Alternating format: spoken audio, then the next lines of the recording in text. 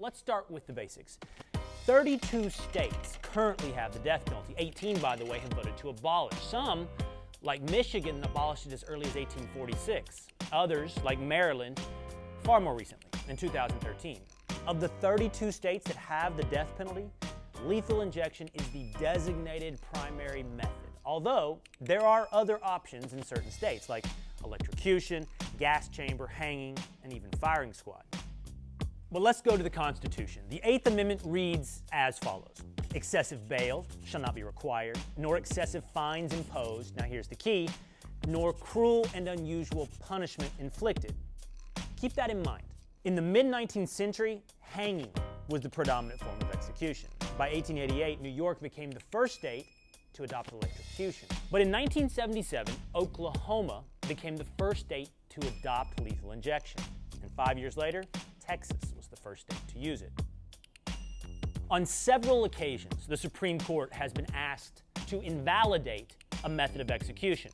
In the 1870s, the Supreme Court held that the firing squad is not cruel and unusual punishment.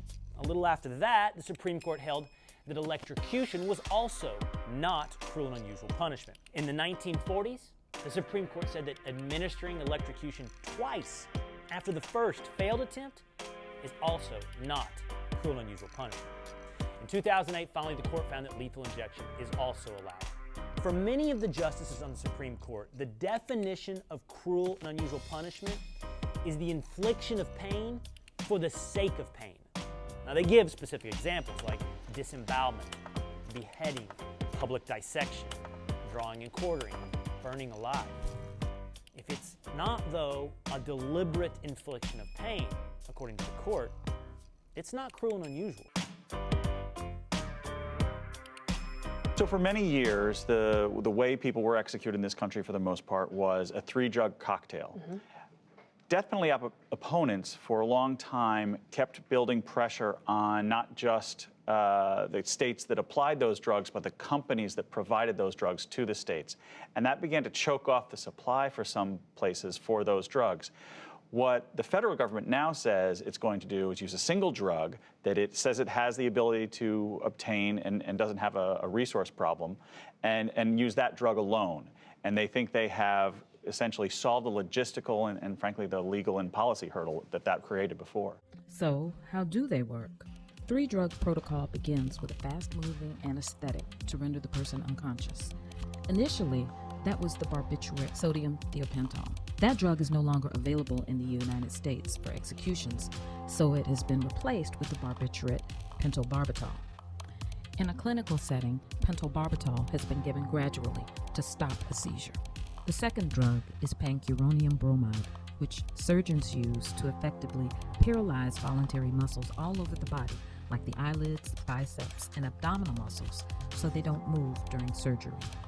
In an execution, pancuronium bromide is given in a dosage high enough to stop not only those muscles, but also the lungs and diaphragm. The third drug is potassium chloride. Doctors use it to treat people with dangerously low potassium levels, which can cause the heart muscles to malfunction. For executions, potassium chloride is given in a dose strong enough to stop the heart completely. All of these drugs are followed by a flush of saline solution to speed the flow of the drugs through the body. With the 1-drug method, which Georgia now uses, the sole drug, according to the state, is pentobarbital. In a clinical setting, pentobarbital is given gradually until it stops a seizure. In executions, pentobarbital causes the eyelids to close within seconds. The neurons in the brain stop firing. That then makes the chest wall stop moving, the lungs stop breathing, blood vessels to dilate, and the heart muscles to weaken until the entire cardiovascular system shuts down. Well, the trend is fewer and fewer executions. So take 20 years ago. 20 years ago, there were just about 100 executions by various states around the country. This last year, there were 25. So you've seen a significant shrinking. There's 21 states that have taken the death penalty off their law books.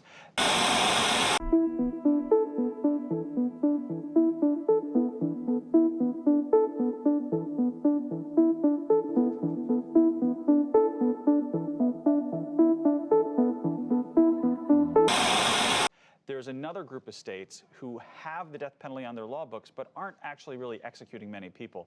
The biggest example of that would be California, where there's something on the order of 700 people on death row, and they haven't executed anyone in over 10 years. It's worth noting that decline in the state executions, that mirrors public opinion, right? It really does. Like the height of public support for the death penalty, not surprisingly, came in the early 90s when the crime rate in this country was much higher.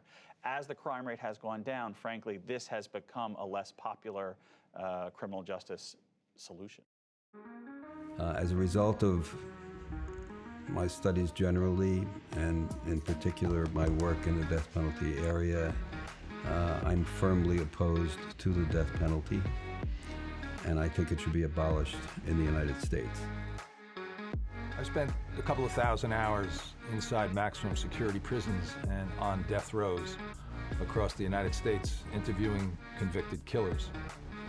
And from that experience, I've come to understand that some people simply deserve to die, and we have an obligation to execute them.